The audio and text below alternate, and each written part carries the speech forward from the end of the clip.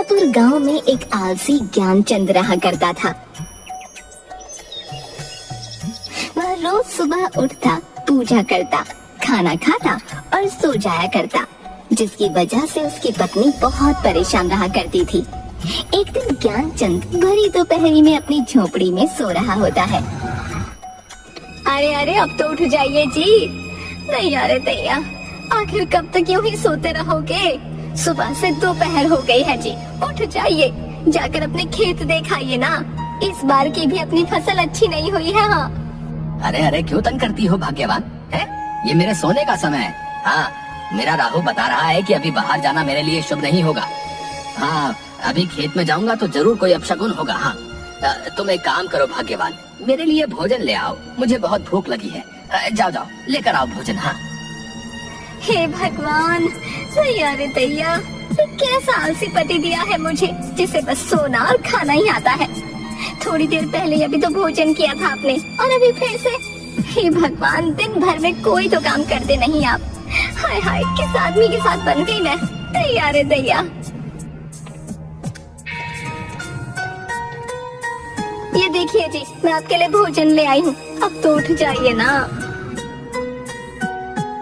अरे वाह वाह, कितनी अच्छी खुशबू है भोजन की। लाओ लाओ भाग्यवान, भोजन दो मुझे। वाह वाह वाह, आज तो तुमने गुड़ का चूरमा भी बनाया है। अरे वाह वाह वाह।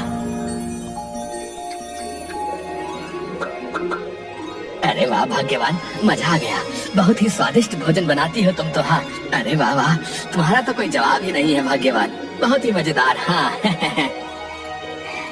अरे दैया, वो सब तो ठीक है जी, लेकिन अभी आप बाजार से थोड़ा अनाज ले आइए, घर में अनाज खत्म होने को है। ऐसे में मैं क्या भोजन बनाऊंगी? क्या कहा भाग्यवान, अनाज खत्म होने को है? अच्छा अच्छा, ले आऊंगा कल सुबह जाकर। अभी बाहर जाना अपशगुन होगा। हाँ, अभी तो तुम्हारे हाथ का स्वादिष्ट भोजन खाकर मुझे बहुत थकान हो गई है। अभी मैं भाग्यवान ऐसा करता हूँ कि सो जाता हूँ। अच्छा, मैं सोता हूँ। दैया रे दैया, हे भगवान, आपको तो दिन भर सोने के अलावा कुछ नहीं सूझता। जब देखो तब आलस। मैं बहुत तंग आ गई हूँ आपसे। अगर ऐसे ही चलता रहा तो मैं अपने मायके चले जाऊंगी। हाँ, बताई देती हूँ आपको। अच्छा अच्छा ठीक है भाग्यवान, बाद में सोचूंगा इस विषय के बारे में। अभी मुझे नींद आ रही है। तुम मुझे सोने दो। हाँ। जिसके बाद ज्ञानचंद खर्राटे लेता हुआ सो जाता है। अगली सुबह एक साधु महाराज ज्ञानचंद के घर भिक्षा मांगने आते हैं।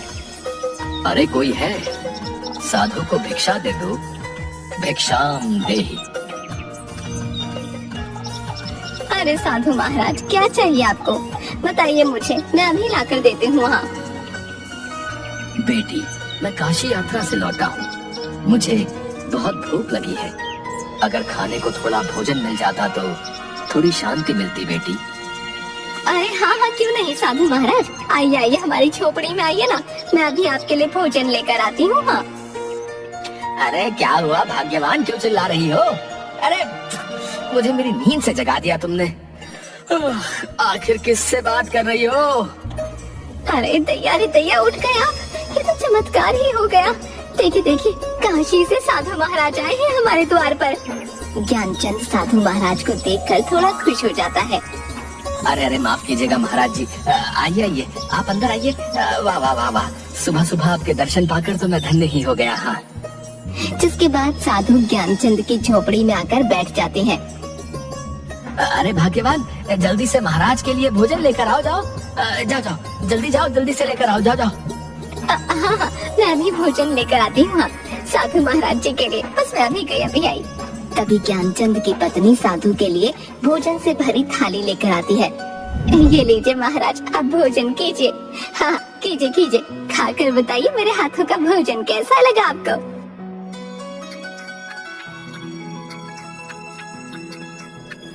अरे वाह वाह, बहुत ही स्वादिष्ट भोजन था।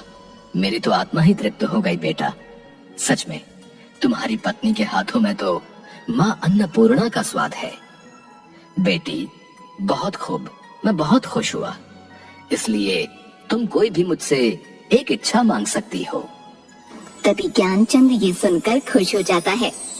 क्या सच में महाराज आप मेरी एक इच्छा पूरी कर सकते हैं? अगर ये सत्य है महाराज तो मुझे वरदान दे दीजिए कि मुझे जीवन में कभी कोई कार्य न करना पड़े महाराज। मैं पूरा जीवन आराम करके ही बिताना चाहता हूँ। हाँ। ये बात सुनकर साधु महाराज थोड़ा हैरान हो जाते हैं। ये तुम क्या बोल रहे हो बेटा? ये मनुष्य जीवन है। मनुष्य को अपना जीवन व्यतीत करने के लिए अपने दैनिक कार्य तो करने ही पड़ते हैं। तुम्हारी ये इच्छा सृष्टि के नियम के विरुद्ध है बेटा। महाराज आपने कहा ना कि आप मेरी एक इच्छा पूरी कर सकते हैं, तो मैंने आपको अपनी एक इच्छा बता दी महाराज। अगर अब आपने मेरी इच्छा पूरी नहीं की तो ये आपके बोले गए शब्दों का अपमान होगा महाराज। हाँ। तभी ज्ञानचंद की ये बात सुनकर साधु थोड़ा सोच में पड़ जाता है। अच्छा तो ठीक है, अगर यही बात है तो हम तुम्हारी ये इच्छा अवश्य ही पूरी करेंगे। अब हम अपने शब्दों को वापस नहीं ले सकते हैं। हम तुम्हारी ये इच्छा अवश्य ही पूरी करेंगे।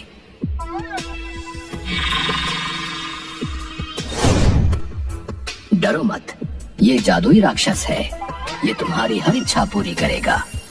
तुम्हारी इच्छा है कि तुम जीवन में कभी कोई कार्य न करो, तो ये जादुई राक्षस तुम्हें कोई कार्य नहीं करने देगा। तुम्हें जो भी कार्य करवाना होगा ये जादुई राक्षस कर देगा। लेकिन याद रखना, इस जादुई राक्षस को तुम्हें हमेशा किसी न किसी कार्य में ही व्यस्त रखना होगा, क्योंकि जिस दिन इस राक्षस के पास करने को कोई कार्य नहीं होगा ये तुम्हें ही खा जाएगा।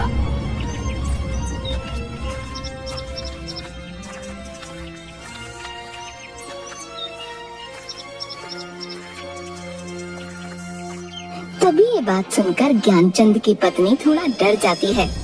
तैया रे तैया, नहीं नहीं, ये आपने क्या कर दिया जी? अपने आलस में आकर साधु महाराज से कैसी मूर्ख इच्छा मांग ली। मुझे तो आपके लिए बहुत चिंता हो रही है जी। अगर किसी दिन इस भयानक दिखने वाले राक्षस ने आपको ही खा लिया तो मैं क्या करूँगी जी? अरे भाग्यवान, तुम व्यर्थ में ही चिंता कर रही हो। ऐसा कुछ नहीं होगा। अब तुम देखना मैं इस राक्षस से कैसे सारे कार्य करवाता हूँ। अब तो मुझे कोई कार्य ही नहीं करना पड़ेगा भाग्यवान है, और तुम्हें भी मुझसे कोई शिकायत नहीं होगी। हाँ। हे मनुष्य, बोलो, मैं तुम्हारा क्या कार्य कर सकता हूँ? क्या आदेश है तुम्हारा? जल्दी बताओ, वरना मैं तुम्हें ही खा जाऊंगा। हाँ। जाओ जादुई राक्षस, बाजार जाकर अनाज की बोरियां ले आओ। जा जाओ, घर में अनाज की बोरियां नहीं है। हाँ हाँ ठीक है, अभी जाता हूँ, लेकर आता हूँ अनाज की बोरियां। और वह राक्षस अचानक से गायब हो गया और तुरंत ही अनाज की बोरी ले आता है, जिसे देखकर ज्ञानचंद और उसकी पत्नी हैरान हो जाते हैं। तैया रे तैया, अरे जादुई राक्षस, तुम इतनी जल्दी अनाज की बोरी ले आए? मेरी तो कुछ समझ नहीं आ रहा। मैं कोई साधारण राक्षस नहीं हूँ, बल्कि एक मायावी राक्षस हूँ। इसलिए जो भी तुम मुझे कार्य करने को दोगे उसे मैं अपनी मायावी शक्ति से पल भर में ही कर दूंगा। अब बताओ और क्या कार्य करना है, वरना मैं तुम्हें ही खा जाऊंगा। ज्ञानचंद थोड़ा सोच में पड़ जाता है। अच्छा अच्छा ठीक है, तुम यहाँ से मेरे खेत में जाओ और जाकर सिंचाई कर दो। जादुई राक्षस, जा जाओ। ठीक है, मैं तुम्हारे खेत की सिंचाई करके अभी आया। दैया रे दैया, सुनिए जी, मुझे तो बहुत डर लग रहा है। ये जादुई राक्षस तो सच में बहुत भयानक है जी। अगर सच में इसने आपको कुछ कर दिया तो?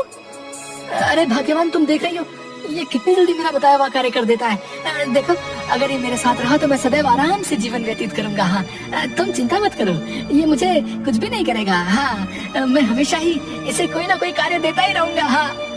तभी वो राक्षस फिर से आ जाता है। हे मनुष्य, मैं तुम्हारे खेत की सिंचाई कर आया हूँ। तुम्हारे खेत की सिंचाई करके मुझे बड़ा ही आनंद आया, लेकिन अभी मुझे बहुत जोरों की भूख लगी है। जल्दी से मेरे लिए भोजन का प्रबंध करो, वरना मैं तुम्हें ही खा जाऊंगा। अरे नहीं नहीं जादुई राक्षस, तुम क्या बोल रहे हो? इन्हें कुछ मत करना, मैं भी तुम्हारे लिए भोजन लेकर आती हूँ। तभी ज्ञानचंद की पत्नी राक्षस के लिए खूब सारा अलग अलग तरह का खाना लेकर आती है। सारा भोजन चटकर जाने के बाद और भोजन लेकर आओ। जाओ, मुझे और भूख लगी है। जाओ मेरी भूख शांत करो। ज्ञानचंद और उसकी पत्नी दोनों ये सुनकर दुखी हो जाते हैं। अरे अरे, पूरे घर का राशन तो खा गया ये जादुई राक्षस। आखिर अब कैसे शांत होगी इसकी भूख। तभी उसकी पत्नी घर के बाहर लगे एक तुलसी के पेड़ के पास जाती है और बहुत बड़े पतीले में जिसमें खूब सारा दूध रखा होता है उसमें उन तुलसी के पत्तों को डाल देती है और उस दूध के पतीले को राक्षस के पास लेकर जाती है। ये लो जादुई राक्षस, इस दूध को पी लो, इस दूध से तुम्हारी भूख शांत हो जाएगी। जिसके बाद राक्षस सारा दूध पी जाता है और एक लंबी डकार लेता हुआ हाँ भाई, अब आया मजा। अब मेरी भूख शांत हो गई है।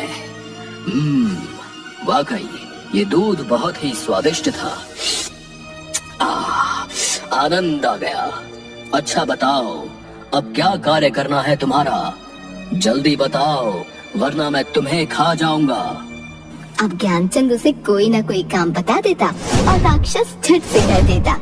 लेकिन एक दिन ऐसा आया जब ज्ञानचंद के पास उस जादुई राक्षस को बताने के लिए कोई काम नहीं था। ऐसे में ज्ञानचंद बहुत दुखी हो गया। अरे भाग्यवान, ये मैंने क्या आफत अपने गले में डाल ली है। उस राक्षस को मैं जो भी काम देता हूँ वो राक्षस उसे बहुत शीघ्र ही कर लेता है। आज तो मेरे पास उसे देने के लिए कोई काम भी नहीं बचा। अब ऐसे में तुम ही बताओ मैं क्या करूँ। लगता है आज तो मुझे वो राक्षस खा ही जाएगा। हाय भाग्यवान, अब मैं क्या करूँगा। अब तो मैं तुम्हें छोड़कर उस राक्षस के पेट में जाने वाला हूँ। हाय हाय हाय। दैया रे दैया, अब चुप हो जाइए जी। मैंने आपसे कहा था वो जादुई राक्षस बहुत भयानक है, लेकिन आप चिंता मत कीजिए। मैं उस जादुई राक्षस को आपको कुछ नहीं करने दूंगी। हाँ, लेकिन आपको भी मुझसे वादा करना होगा। आज के बाद आप अपने सारे काम खुद ही करेंगे। हाँ।